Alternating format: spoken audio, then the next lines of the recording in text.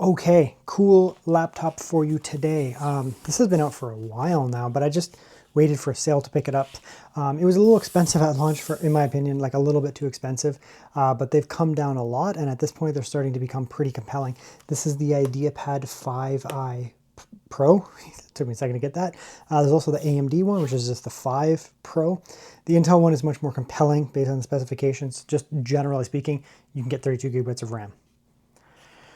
That alone gets it for me. But this here is a very premium Ideapad. It's not your typical Ideapad. You know, Ideapads are pretty variable, and they can be kind of like, I mean, the Ideapad is such a huge range for Lenovo. Let's pause here. You can get like the lowest laptops that they have, like can be labeled as an Ideapad. And then you can go all the way up to something like this, the Ideapad 5i Pro, that's like pretty premium. Pretty premium. That sounds weird. So what this is a very thin premium laptop. Right, looks very nice. 16-inch on this one here. Glossy screen, you can see that there. Glossy OLED screen, that looks weird. Glossy OLED screen. Very good specs on the screen here. Very good specs on the laptops, nice and light. As you can see, very thin, very premium, despite being 16-inch.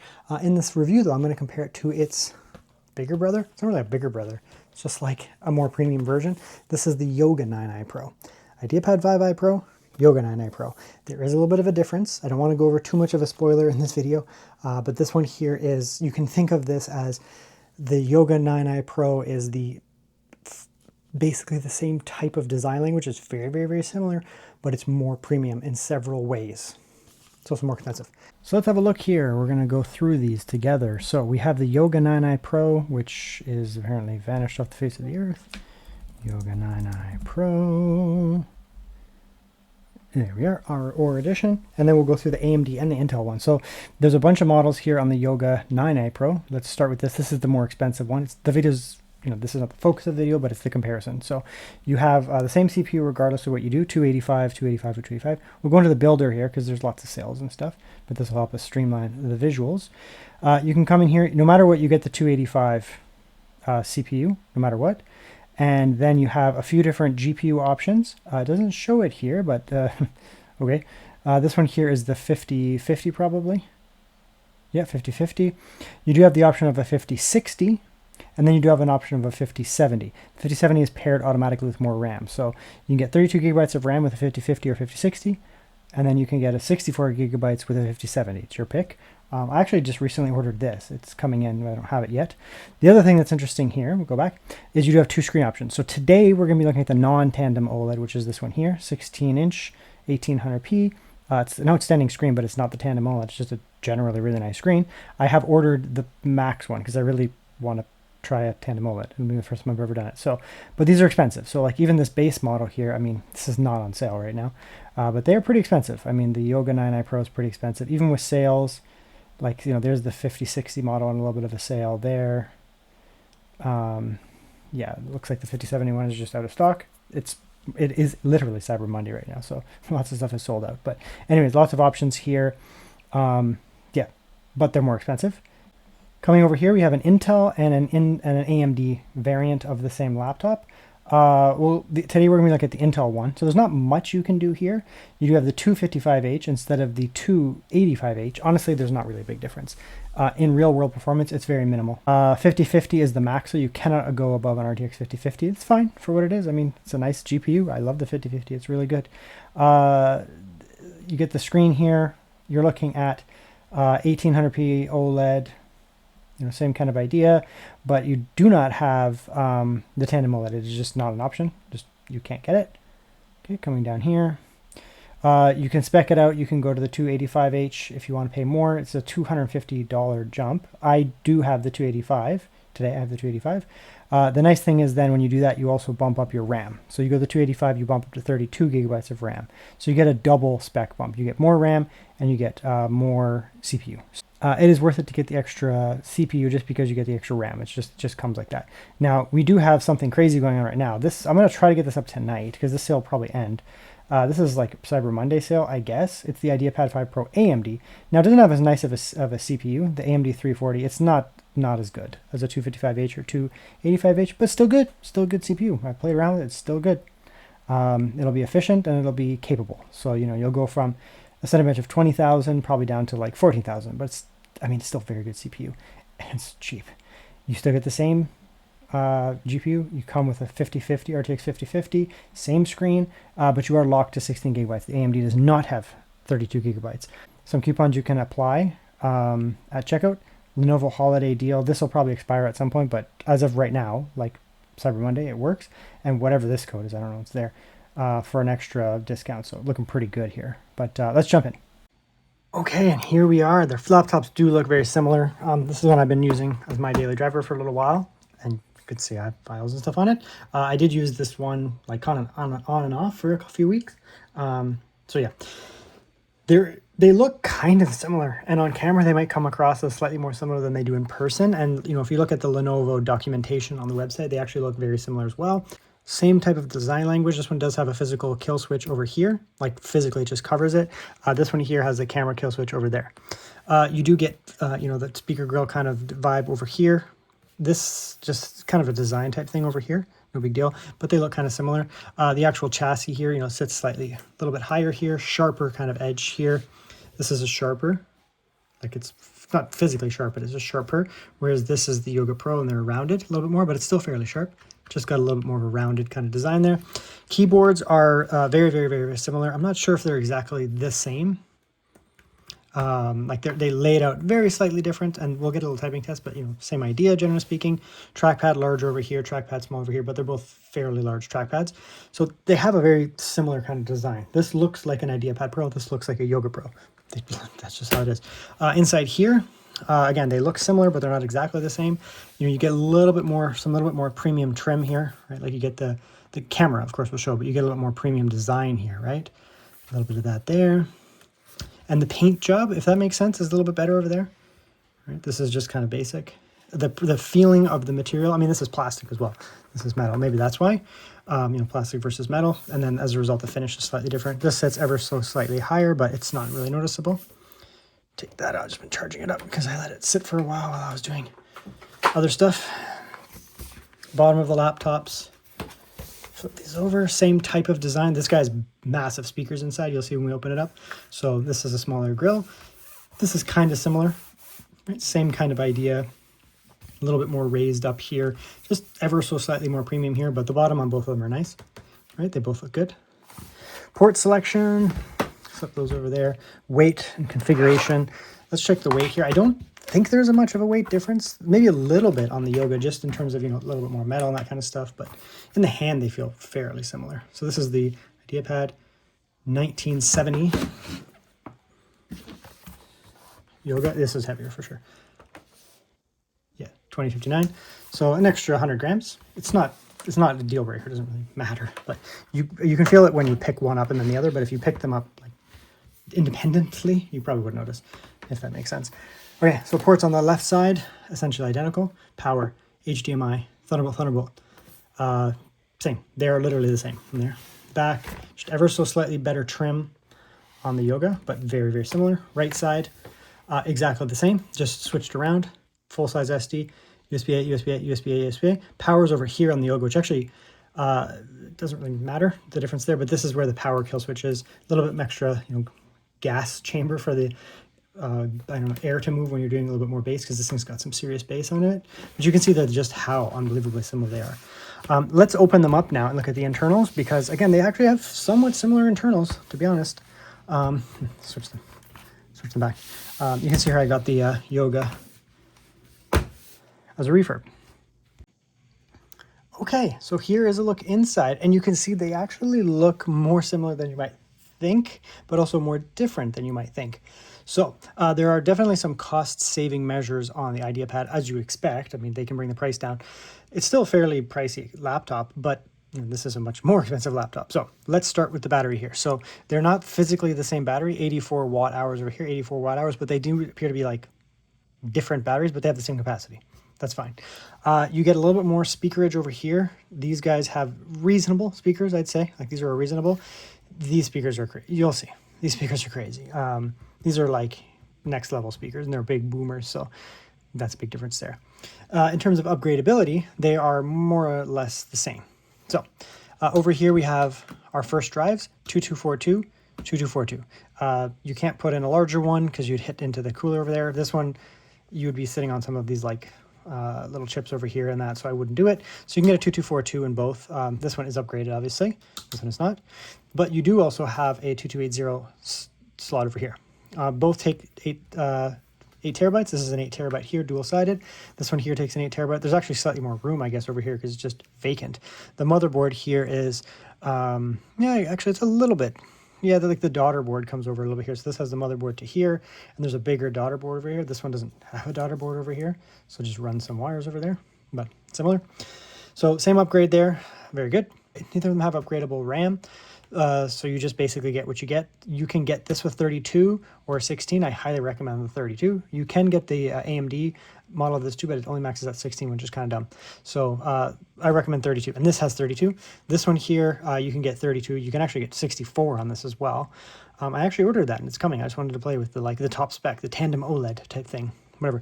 But anyway, so this one here has 32 as well. So they have the same spec there. They are literally, in terms of spec, the same. Same CPU, same GPU, same RAM. So no difference there. That's good. We do have upgradable Wi-Fi on... Need it for serious cold. We do have upgradable Wi-Fi as well on this one over here, the Ideapad. The Yoga actually does not have upgradable Wi-Fi, and that's an interesting choice there. They have the same type of spec and the same type of performance, but this one's not upgradable. It's a weird thing, but whatever. They're both Wi-Fi 7, so it doesn't really matter. And then in terms of the cooling, they are slightly different. The Yoga actually has a shorter fan. It's a slightly thinner laptop, ever so slightly thinner laptop. And the fan, like the Z height, is actually lower on it. And it has a slightly different fan design here. We'll see how that pans out in terms of temperature and noise. I use both of them extensively, but I haven't used them side by side yet. And in my independent testing, I found that they were both good, but we'll do a comparison here to really see like how they sound compared to one another and how the noise is. There's a little bit of extra finish here. Like you can see, they actually paint the heat pipes. Over here, it's just exposed copper. It doesn't make any difference whatsoever in terms of performance that I know of, but it just looks slightly different. And then like the heat pipes are inverted and that. This one has, they're combined. Here, we have one, and then a shared one. Whatever, slightly more VRM coverage over there, but they're pretty close inside. I mean, the primary difference between the two of them is the upgradable Wi-Fi, non-upgradable Wi-Fi, and vastly superior audio on this one here. Inferior audio, still decent, but inferior. And then we'll see how the actual fans fare, but they're close. You can tell that they're based kind of on the same type of design language, where they actually have very, very, very similar internals overall. So I wouldn't really give the win to one or the other.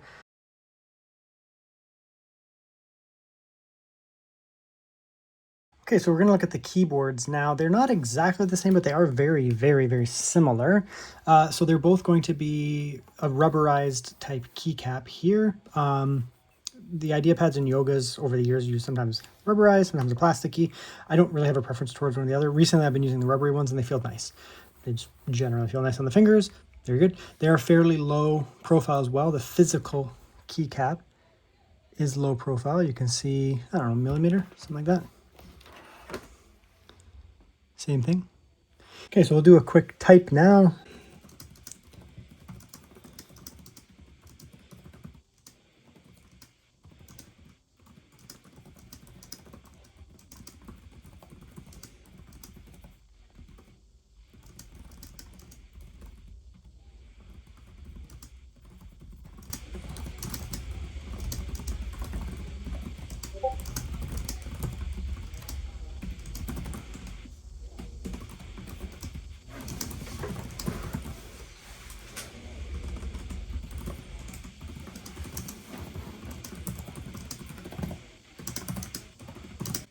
Okay, before I comment, I'm going to go on this one over here.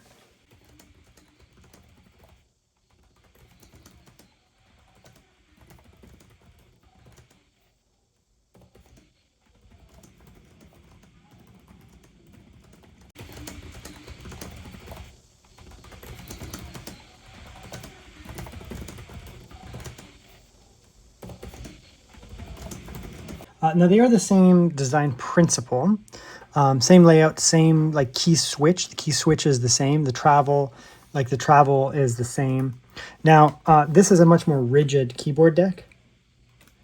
Right? Like I really have to press here to get that. This is a slightly softer keyboard deck. It's still pretty rigid though. You can see here when I'm just typing, I don't know if you can see on camera, but there's no flex. Under finger pressure here, there is a little bit, just a little bit. But if I'm going to rank them, this is one of the best keyboards you'll ever use. Both of them, to be honest. The Lenovo Yoga, like this keyboard, like if you cut that off, this is the ThinkBook that at 14 Plus that I used for 6 months. I've used this, the previous generation of this laptop, for months. I've used Ideapad 5 Pros for months as well. Like, I just really like these laptop keyboards. So I mean, I say they're both fantastic. It's hard to rank them. I mean, the 9i Pro is better. It just feels better to type on. A little bit more snappy, a little bit more premium, just primarily because of the chassis. But they're both fantastic. So if you go with one or the other, you're not going to buy this one and be like, I don't like this one. They're so close. It's hard. Like, I can't rank them, really. They're both so good. I mean, the 9i Pro is better, but they're both so good that it doesn't really matter. Right. Trackpads are very different. This is a big trackpad. This is a massive trackpad, really large on the 9i Pro. You can see neither are haptic, so that's a disadvantage. They do have like they call it glass. I don't know if it's actually glass or an acrylic on top, but it is on there. So they both feel nice and smooth. The clicks are a little different. Here's the Yoga.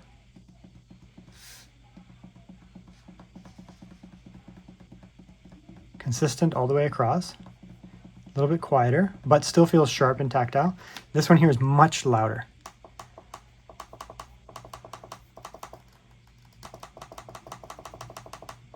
Consistent all the way across. Now, normally I do prefer like a loud, sharp click, but that's just because it's like, I don't like gross, like gummy, non-tactile kind of feeling, but this does feel better a little bit. This is just nicer, but they're both really good. So again, the Yoga is better. It's a little bit more refined, a little bit more premium, but between the two of them, they're both fantastic, so I don't really care. But of course, I'm going to take the Yoga. It is just generally better. Now, screen is going to be a tough one for me to do right now because this is not the Tandem OLED. This is the normal OLED. Doesn't have a Tandem OLED, but I have ordered the Tandem OLED because I haven't reviewed it yet, and I keep trying to get my hands on it. Lenovo sent one of these months ago as a review unit, and it wasn't the Tandem OLED. It's a great laptop and everything, but I decided to buy one. It's actually shipped right now, and it might be here, I don't know, Monday, Tuesday, Wednesday. Right now is Sunday, so we'll see. But this one does have access to a Tandem OLED. The advantage of the Tandem OLED is you have then technically 2 layers in tandem. That's where the word comes from, which does allow higher peak brightness because each layer is producing brightness, so that allows to basically get double, more or less. And then on top of that, each layer, especially not in HDR when they're not under like full load, is getting hit less hard. So as a result, you have more endurance on a tandem modem. So tandem OLED should be more efficient, more bright, and have better longevity. The negative is going to be obviously the reflections, but we do have very good color space here. Not really related to being OLEDs or anything like that. It's just, these just happen to be OLEDs that have good color space. You could get an IPS with the same thing. Because they are glossy, one of the advantages of glossy is it does make it look a little bit more vibrant. So an IPS, OLED, I guess VA, whatever it is, with a glossy coating is going to look slightly more vibrant than a matte, just the way that it is, less light diffusion. But you deal with reflections. So not bad here, but you get very good vibrancy. The brightness is overall pretty good on both of them, to be honest. 500 nits on both is good. All right, so they're exactly the same screen here, basically. Bring that down. Now the negative is they're very reflective. So this is what I see about here. Very reflective. No difference between them. They're both equivalently reflective. It just depends how much light is on. But they're going to be very reflective screens. So that's just something to be aware of here. A negative of glossy screens is that they're very reflective, clearly. Advantage is that you get more vibrancy. So the advantage of OLEDs, of course, you do have very good blacks. So that is the advantage of OLEDs, very good blacks. It does also have good response time. So you get good response time in general. That's the advantage of OLEDs. Outside of that, nothing really. That would be an advantage over something like an IPS or something like that. You'd have negatives, so you're going to risk burn-in. And no matter what people say, there is a risk for burn-in. These laptops do have like OLED care type stuff you can do. It's not that complicated, not that complex, but it is there. You can help a little bit there. With OLED, you can get PWM flicker, especially at low brightness, and you can also get eye fatigue because of that. And another thing that you will notice potentially is text fringing. So in some cases, when you come out and you look at text on an OLED, because the OLED potentially has a triangle-shaped pixel instead of a square-type pixel, Microsoft ClearType font in Windows is based on square type pixels, so it looks more natural. When you get into triangular based OLEDs, you can really see almost like a rainbow halo. It's impossible to capture on camera, I've tried, but you can see it. Now, the finer the resolution of the screen, the less noticeable it is. So technically, you know, this is 1800p, a little bit less noticeable. Some screens in general, I haven't noticed it, but that's another thing to be aware of. Sometimes you can see that. And because these are reflective OLEDs, you also do get, sometimes my eyes will struggle to focus. Like, do I focus on, like you can see my hand there, right? Do my eyes want to focus on my hand that's reflecting behind, or do I want to focus on the font in front? So I'm looking at the font here, and something like this is going on behind. It can be a little hard on the eyes. So OLEDs can be very hard on the eyes. If you are using these for specifically just work type stuff, just be aware of that. Now, the advantages of OLEDs in general are the very good blacks, and the advantages of these screens is that they also have very good vibrancy and 100% DCI-P3 color space, good brightness. So for content consumption, watching shows and movies, doing things like graphic design, content creation, gaming, of course, as well, they're going to look gorgeous, right? Greens pop off the screen. The grass looks alive. It might even be slightly oversaturated, but I don't care. It looks good. So lovely, lovely screens. Okay, and here's my Tandem OLED and my regular. Can you tell which one is which? Probably not, because the camera will probably just standardize it essentially. But this is my Tandem OLED model. This was my non-Tandem OLED model. I can't show it on camera. It always normalizes, but you might be able to tell a little bit. It's a little dimmer. To my eyes, though, it's visibly dimmer. Like, this is max, right? And this is not even a bright scene, right? Like this is not even a bright scene. There's a lot of just color going on. This is a visibly and noticeably brighter OLED over here. I mean, I always do things and I always talk about them from the consumer level. So I don't necessarily always come in and say, I have a spider thing. You know, I could get one and just do the measures and give you the numbers, but that's not about my channel. I'm trying to give you the perceptible difference. And, you know, maybe, you know, the number would be, oh, it's 100 higher and you can't really tell, but no, you can very much tell that this is much brighter. I have a big open window to the right there. You can see there, not direct light either. And I have some overhead light and it is very noticeably brighter. And again, this is not a bright scene. We can come in here, we can go like that. This might actually get too bright. I noticed when I was setting up windows, I was like, whoa, it's really bright. So you can actually also see it kind of at an angle too. Right, so here we go, just two white scenes, and this is a Tandem OLED. It is brighter. I noticed when I walked away to turn off my air conditioning because it was super loud, that this is visibly brighter from the side. They both look good, like there's no text clarity issues there, but it is just so noticeably brighter. And then coming in the front here, now you can see it, like you can really see over there. This is just a white square on both of them, and like it almost looks like a flashbang in terms of brightness. Now, that being said, if you didn't have this, I've been using this now for a couple of weeks and I've noticed no issues with it. Like, I'm like, it's a beautiful screen. But then when you bring it beside the Tandem OLED, this is not HDR, by the way, this is SDR. It really does allow this thing to get super bright and also potentially lower the risk of future burn-in. So, I mean, yeah, if you're gonna go for, you know, a higher spec, being able to get the 64 gigabytes of RAM, 5070, and 285H is actually quite nice. I mean, this is all kind of like bundled. Right, like you're coming here. This is kind of like a bundled package. I just clicked the Tandem OLED and everything came. So you ended up getting the same CPU, but I ended up getting more RAM, double the RAM, which these days is worth it, and then a 5070 and a Tandem OLED. So it's not like you're just getting one upgrade, you're getting multiple. Okay, so in this part of the video, I'm gonna have to be very careful to be fair. Now, this is the audio test section. The Yoga speakers are like crazy. I'm already gonna tell you that. So I need to be fair, not be like, these suck because they're not this level, because these are next level speakers. So I'm gonna be very careful with that. I will do a comparison between them because that is part of the purpose of this video. But I will also start by saying these are crazy good speakers. Okay, so we're gonna start with the Ideapad. We'll go around 50, and then we'll go over to the Yoga around 50, kind of just get an idea there. Same spot. And then we'll turn it up loud, see how loud it gets, etc., etc. But we'll start over here.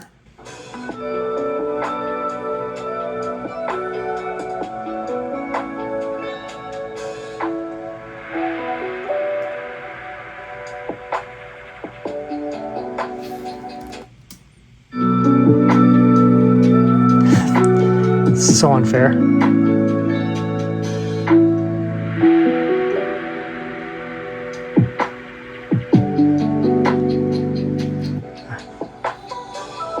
Okay, let's turn this up because it does need a little bit more volume to match the volume of this. It's a little better.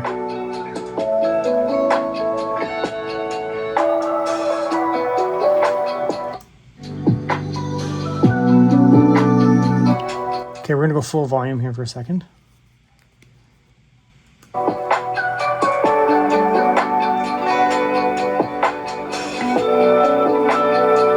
Full volume over here. This is loud, so watch your headphones.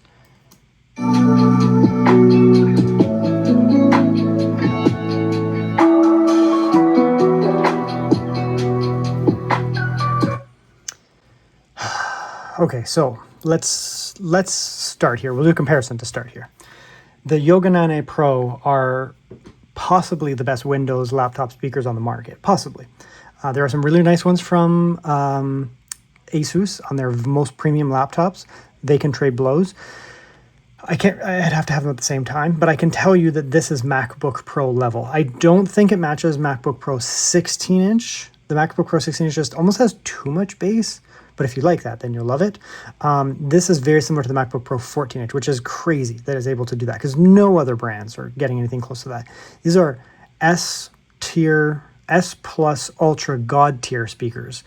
They sound incredible. So much bass at the low end, rich full audio from the low end all the way up to the high end. Now, so if you do video type editing that involves a lot of music, like movie type stuff or lots of sound effects, or if you are a music producer and you don't always want to wear headphones, this is the laptop. There really is no comparison unless you want to get into a Mac type product, which a lot of people do use Mac. But if you want a Windows one, this is the one. This is crazy. Like, it's so good. The audio in this is so good that it makes me want to use this laptop other than other laptops, right? I've come and gone from the Yoga 9i Pros. I go in and out of them all the time. And every now and then I'm just like, I just got to grab a Yoga 9i Pro. And just because the audio is just so rich. Like, you get the good screen, all that kind of stuff. But it's just the audio, man. Like, it's just so effing good. Anyways, so back to the Ideapad. They're upper mid-range. We'll put it that way. So there are better speakers out there, obviously. But there are better speakers out there in like various laptops as well, but this would beat out the majority of laptops. I would say it doesn't have quite as much fullness and bass and the deep like resonance at the deep end, but it's very clear and rich, and it does sound very good. If you didn't have this and you were only listening to the Ideapad 5i Pro, you would enjoy it. You'd be like, this is some nice ass speakers. But they're not going to be on like MacBook level, which this is. So it's just a tough one. So, you know, make your choice. That's one of the areas that the Yoga 9i Pro will pull ahead. You know, it's like they have the same specs and there are some premium things here and there, little tweaks here and there, and you know, which one's better, which one's not. But the real area that the Yoga 9i Pro does full laps around the Ideapad 5i Pro and most laptops in the like premium sector is the speakers. So it's just not a fair comparison. Okay, so here comes the performance section of the video. I expect very little differences here, but I could be wrong. I mean, I haven't tested them in a while, and I haven't tested them side by side. I've been using the Yoga 9i Pro, like, it's my laptop right now. I have two that I'm kind of playing around with, and this is one of them. I have all of my primary drives in this, put it that way. So, I don't know, but I do expect them to perform almost exactly the same. They do have the same performance modes: balanced, battery, performance, balanced, battery, performance. And I'm assuming they're going to have the same power threshold, but I don't know. I can't say that for sure. Let's check the idle here, though. So the 285. Interestingly, the Yoga 9i is idling 46, slightly higher, but I've been playing around with different stuff, so it could just be that, but it's ever so slightly higher. Wattage 10, wattage... Oh, it's lower watts. Wait, so there's probably something going on over here. I have more crap going on, stuff going on over here. Whatever, it's not gonna make a big difference. When I get to the actual like battery test, we'll close that down. So that's fine. Let's come in here and we're gonna go, we'll go one by one because I want to hear the noise. So we'll go like that there. Idle, they're silent. Both of them are silent. I did use this for a couple weeks, and I've used this for about a week or so, and I've been using this for about 2 weeks. And under idle type scenario, there is no noise at all, nothing. Even if you're using the devices. Okay, so there's a throttle. So we're going 110, 115, that's a lot of watts. 115 watts, that's like a lot for a 285H. And it is throttling, but it is allowing it to really get a lot of power. Now, the fan acoustics I'm going to describe. Not too loud, 50, 51 under full load, but the fan acoustics are not irritating. There's no whirring, which would be like woo, woo, woo, woo, woo, woo. There's no hissing, like nothing like that. It's really just like an air movement sound. And I've had this thing on my lap and I've done video editing, video export while doing that. It doesn't bother me. Just a quick peek at the performance here. You have to close everything down and get it, perfect, but we can just see here 21,716. It's good. It's about what I expect around out of a 285H. So this is what a 285H can do, and this gives it basically what it can do. Maybe if you slapped it in, a big cooled chassis, it would go slightly higher. Like I've done it in a mini PC with a massive fan on it, and it did slightly better, but it's within the, error value, and it's able to maintain 100 watts or so. So you get that brief boost, 118, 112, whatever. It's around 100. It's now dropping down slightly. I kind of expect it to sit at 75 because I believe the TCP is 75 under full load. So it should just go through like that. It might be 70, but 70, 75 should be kind of where it hangs out. Yeah, it's doing exactly what it's supposed to do. So the chip is just working exactly as designed, we'll put it that way. Okay, so give that a second. Now again, this one is totally silent, so drop this one. Okay, we'll get this one going here. That one will cool down by the time this one heats up. Let's check out the watts over here. See if there's any difference in the wattages, basically. There is, actually. 89, that's a big difference. Interesting. Fully updated BIOS, everything the same. This one boosted right away to 115. This one is not doing the same boosting behaviors. Now it's running cooler as a result. There's no technical throttling. It's taking longer for the fan to kick in, so it is a little quieter. But I do expect the performance to actually be a little bit lower, maybe not a ton. 21, it is similar. So they're not like for like performance modes. That's interesting to me, actually. Lenovo's giving a higher max peak performance threshold on this. It could be that it has more, slightly more cooling, but it also probably has more robust VRMs and that kind of stuff to just handle the extra power. And so Lenovo has more confidence in the Yoga to handle the higher wattages without blowing up and, destroying the laptop. So it's not just about, cooling. There's a lot of stuff that goes into how much power it can handle. And it could have just, better capacitors, better VRMs, that kind of stuff. It's just a better motherboard. And so they're like, yeah, let's just let her go. And you're not going to burn it out. So that's interesting to me though. The wattages are a fair bit lower here, and now it's dropping down. Even the lower threshold of wattages is lower, right? 61 versus 70, 75 over there. So I do expect this score to actually come down now even more. We'll let do one more run. Yeah, 21, because this will be a slower run because of the lower watts. It is a fair bit lower actually, almost 15%, something like that off the top of my head. Yeah, there it did drop down there. So 1,000. I mean, it's not big. It's not a huge difference. It's not even 1,000. It's like 60, 50, something like that. What are we at? No, 21. 11. Yeah, they're close. There definitely is a wattage difference here, though, in terms of that. Now, what I am going to do here is I'm going to go into balance mode here. Let's run this now. But this is quieter as a result because it's lower watts.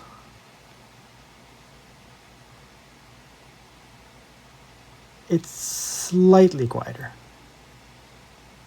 I do find the fans a little bit nicer on this one. Could just be the fan design, or they're just working less hard. So let's run this now at the same time, because I suspect that the balance mode here might be somewhat closer to the performance mode over here. Can't say that for sure, but let's see. Yeah, it is. So you can see over here now we're at 75. Right, we'll see if the peak goes any different, but right, we can reset that.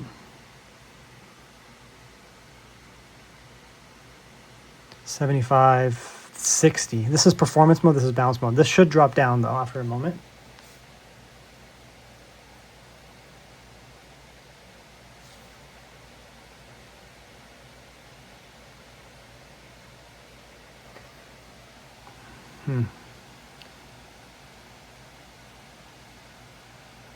Yeah, I mean, even the performance mode, the balance mode over here is slightly higher watts than the performance mode over here. That's interesting to me.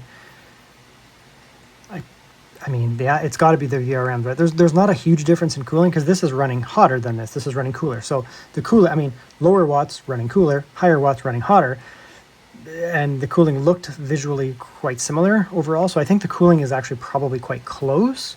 But my assumption is that they're either just allowing this to have more power because they want it to have more power and slightly perform better, or they've decided, you know what, let's give it potentially more VRMs than that on the motherboard, and it's just a slightly more robust system, and so they're more comfortable with giving it more watts, higher volts, and that kind of stuff. So yeah, it's interesting. Now it is dropping down, so it's not like for like. It's tough. This is now very slightly higher, like this is 61 to 60, 71 to 66, so they're not like for like. Now I'm curious what the balance mode does over here all of a sudden. Is it going to drop a ton down? I don't know. It is actually. So yeah, that's interesting there. So let's actually stop this. We don't need to do the boosting. Let's just let it go. You know, we've already burned the boost. There's no more afterburner left, but let's kind of see what we can do here on balance in terms of sustain. Balanced and balanced.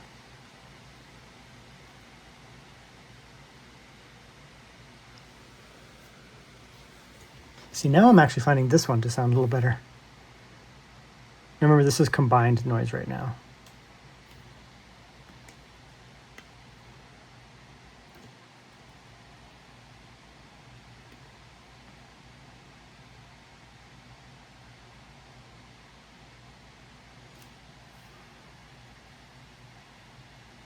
Still a little bit quieter, but close. But there's also a huge wattage difference here. 64, 58. 45, there's a big wattage difference there now. Now, is it going to result in a big performance jump? I don't think so because they're both efficient chips. Again, faster, more watts and faster. So you're at full 1,200 here. So the performance mode, performance mode's higher here, performance mode's lower here, slightly faster. The balance mode, there's actually a fairly big difference as well in terms of the wattage, which then actually results in slightly more performance over here overall. Let's go down to the silent. Now, none of these are bad. Neither of them are bad. It's just the way they're tuned. I don't really think you necessarily need the amount of watts that this thing has in performance mode, but sure. Okay, now they're basically quiet. There's a huge difference in the silent mode wattage. Wow, okay, we're gonna have to restart the test again. Interesting. Okay, let's give it a sec. I'm more interested in the sustain than the burst power anyways, like the momentary short-term power limits. I don't really care to stop and let it sit for a while. Let's see what it does here. So I am very curious what the sustained watt is. Get out of here, Lenovo. I'm trying to advertise your laptop to all of your viewers by telling you which one is better, which one is worse. Leave me alone. A massive power difference here. The silent mode here is like 19, 13. It's not even close. They're completely different. So it seems like the lower the power mode, the more the difference. My family's watching a movie outside, so you're probably going to hear that. The laptops are silent. You can't hear them at all, really. 37. Exactly the same. This one might be louder. I can't tell. Basically exactly the same. Okay, let's take a quick peek at the score here. I mean, this one is clearly going faster. Burp. Okay, so there you go. So, I mean, obviously it's going faster. This isn't even finished yet. 13,000 is a very respectable silent mode performance. I mean, for 30 watts, it's not bad.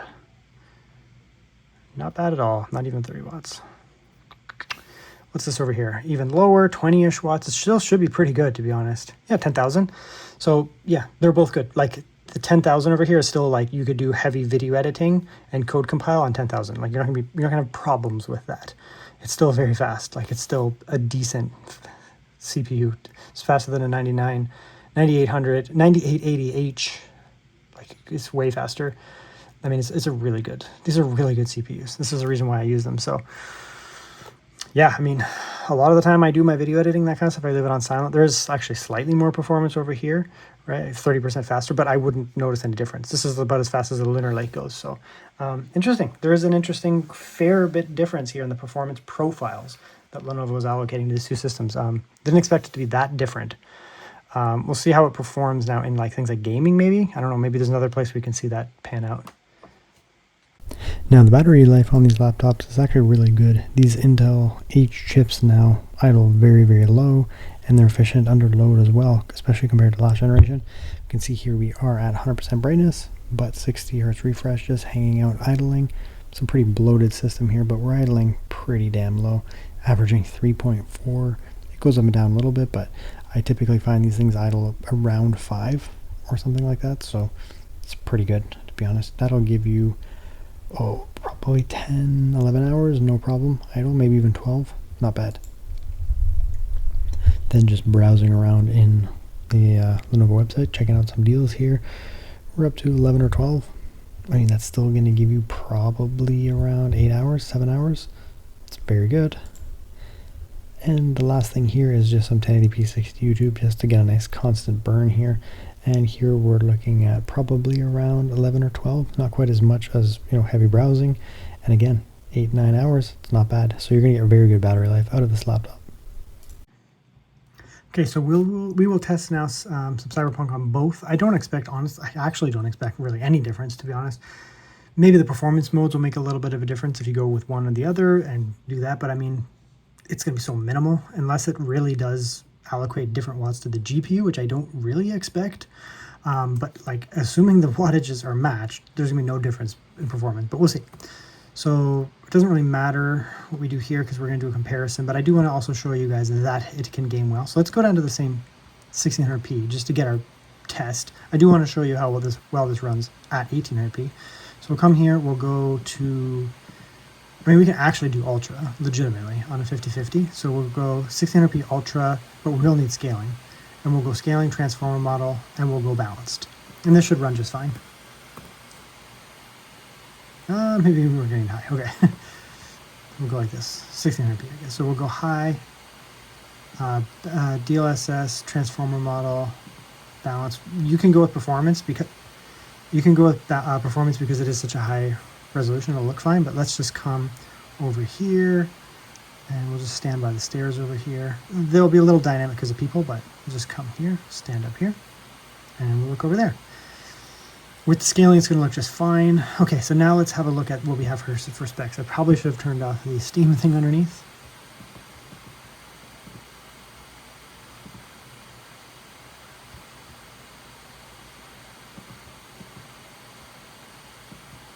Okay, so let's see here.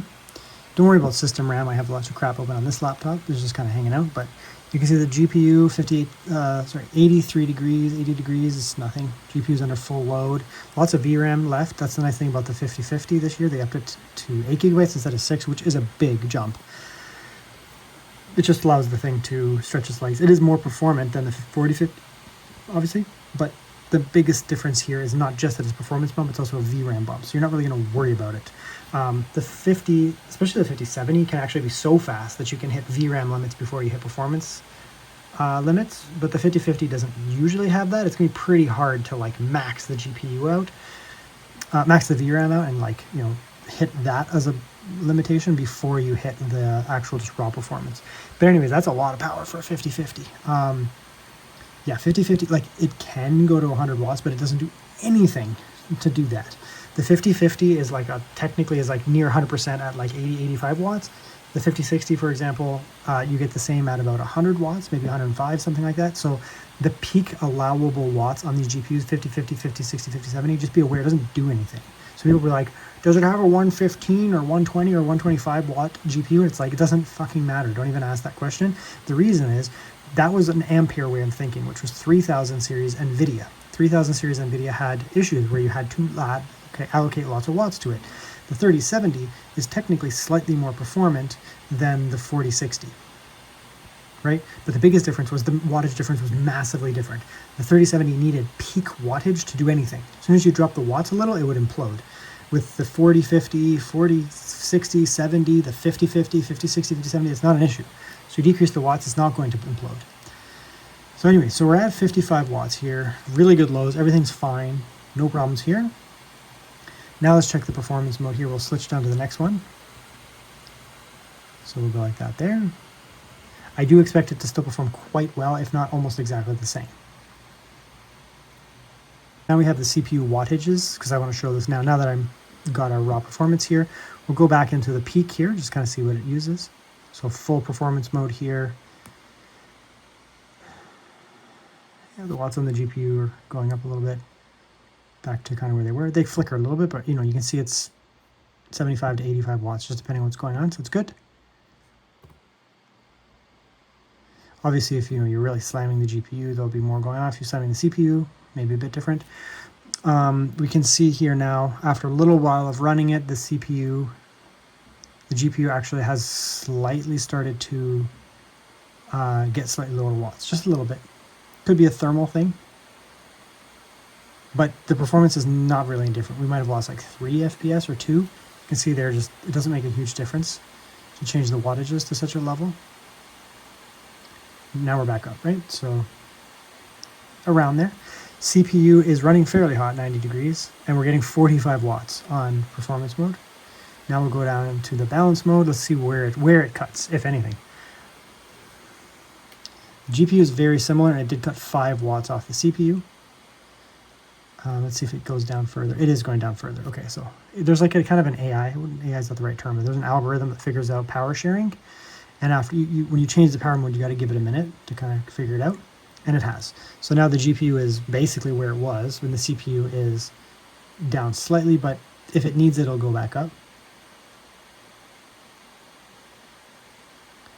Right, now the other thing is now if we go into silent mode, it kind of implodes, to be honest. It just does not run well. So one of the negatives of these laptops for gaming specifically under silent mode versus like, let's say, Lenovo Legion. The Lenovo Legion, the performance and balance modes are actually pretty close. There's not really a big difference between them and this. But with the Legion, one thing that you do get is when you go down to the silent mode, it doesn't totally nuke. Like it won't go down to 25 watts on the GPU. And the CPU is actually fine there, but the GPU is like very low now. Even for a 5050, that's very low. It'll put it at like 35 or 40 watts, which will be enough to let it do something. Here, it's just not enough. But that's interesting. I mean, it's good. So now let's kick over to the Ideapad and see if there's any difference at all. I don't suspect much, to be honest. Okay, here we are on the Ideapad now. So let's see if there's any real world difference that matters, I guess I'd say, here. We'll come up with those. Where are we? Okay, we're back at the same spot. I actually suspect no difference here. It might be a difference in thermals and acoustics, but I think that at peak performance, it will be the same. Even though we did see slightly different on the CPU, I don't suspect otherwise it's going to be a big difference, but let's come in here. So, performance mode here, hanging out. The GPU is ever so slightly lower, maybe, but it might bump back up, but it's not making a difference in performance. Remember how I said the 5050 doesn't, it's like peaking at actually like 75, not higher than that. Yeah, now the GPU is down just ever so slightly, but I feel like it's going to go back up. It's just the kind of the algorithms figuring out where the power needs to go, what needs to happen, and the performance is basically the same. There's no difference, margin of error, any difference between them, as I would expect. Okay, now I'm going to check the thermals as well. So now, let's actually kick out, we'll go into hardware info, bring that up. Okay, so here we are, got the temperatures up now. Now we have hardware info. Doesn't really affect performance, but just in case, I like to get it out of there. So it's similar. The CPU package power is way higher for some weird reason. Let it run for a minute, maybe it'll drop down. It's kind of weird. Yeah, it's really interesting that the package power is actually higher here. It's just, I don't know, man. It's ever so slightly higher. GPU is similar, performance is exactly the same. I don't know. It's just unit-to-unit variance or something, game variance, whatever. It's just strange.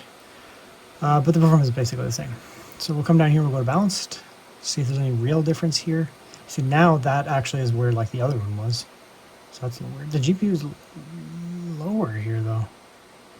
Remember how I said before that the power sharing on performance was like different, but then as we went down, it actually decreased even more over here.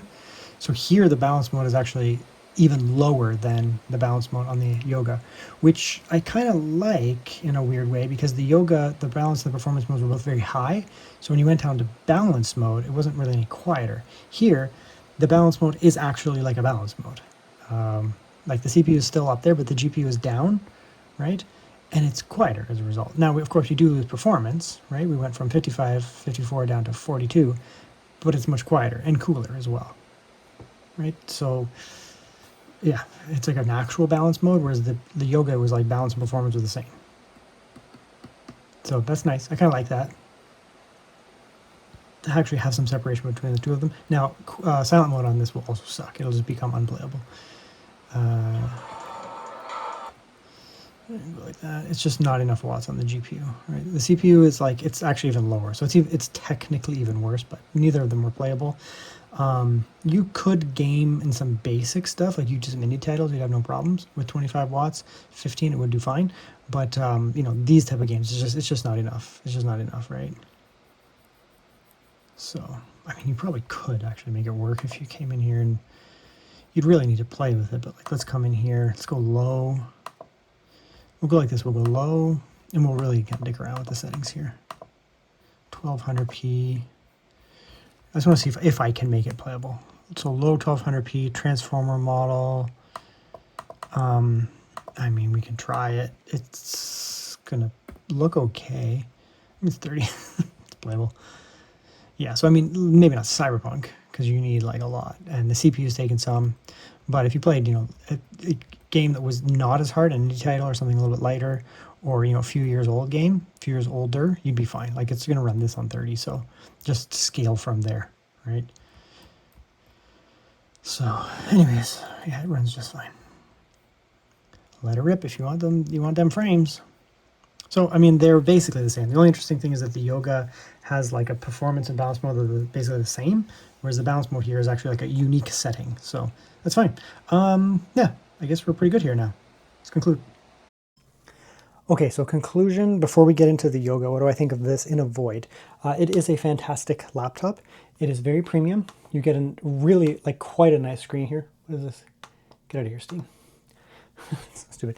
It is a very nice screen, you know, 120 hertz OLED screen with good specifications, 1600p. It's lovely. It's really nice. Very premium, thin chassis here, right? Not too heavy, honestly, for 16 inches. It just looks nice, looks refined, looks professional. It's just a nice looking laptop. I like the Ideapad 5 Pro and Yoga lineup. So the Pro lineups, they just look nice. You know, really good keyboard, good to use, looks good. Really nice trackpad, good to use, looks nice. As I said, the screen's already really good. Audio is good, decent, I'd say, probably there. The specifications are great. On paper, 285H is an outstanding CPU. RTX 5050 is an outstanding GPU. If you're looking for something that's not, you know, super high watts, it's going to be really good. So that's really nice with this combination here. And then of course you do have inside, you know, good upgradability, like actually quite good upgradability for such a thin laptop. So overall, it's a very compelling package if you're looking for something with, you know, 5050, RTX 5050, very premium, and you don't want to get into like a gaming style laptop. Maybe you want to use it for like professional work and you like the sleek look of it, MacBook-like look of it. This is a really good option.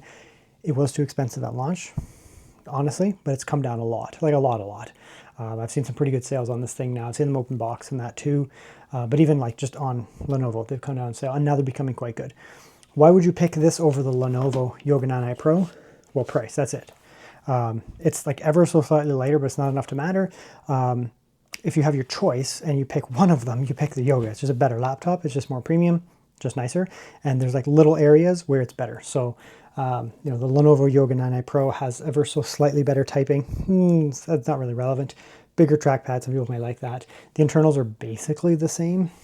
Not really a big difference. There's a couple, this is more upgradable Wi-Fi, but basically the same. But much better speakers on the Yoga 9i Pro. So that's a pretty big jump there, honestly. Slightly different performance modes. I mean, doesn't really make a big difference. They're kind of the same overall. It's not really that much of a difference. It's just, you know, the speakers and the premium chassis of the Yoga would sell it. So if they're the same price, like you get the Yoga, and that just makes sense. But if you're looking at, you know, do I want slightly better chassis, that kind of stuff, well, then you consider the Yoga. The biggest difference here is this is the only spec. You know, you can get 16 or 32 gigabytes of RAM. I don't recommend 16 regardless, but you get the 5050 and the 285H. There is no other difference, right? That's what you get. And that's fine. That's fine for what it is. With the Yoga 9i Pro here, you do have access to a higher spec. This is actually the lowest spec, technically. I do have the Tandem OLED model coming, and I've reviewed some other ones. This one you can get a 5050, a 5060, a 5070, and the CPUs are the same regardless, and you can get the normal OLED screen, which is fantastic, or the Tandem OLED screen.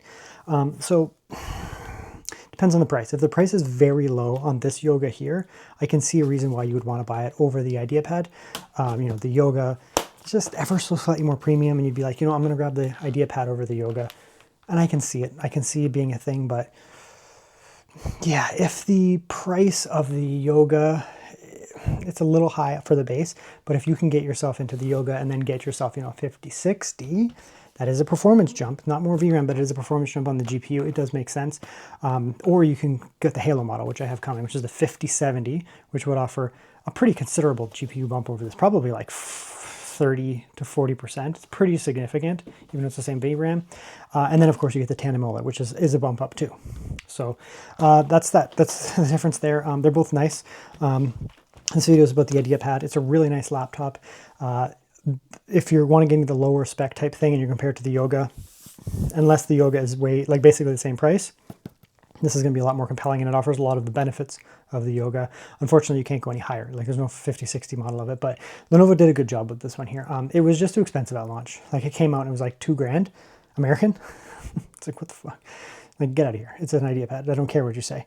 But now that the prices are coming down, this thing's starting to get pretty compelling. So it's good now with the price, and it might drop even further. And I think that if you generally pick this up and you're looking for a pretty damn premium, you know, laptop, 16-inch, that's really checking all the boxes, this is a compelling option, and I think you should consider it, honestly.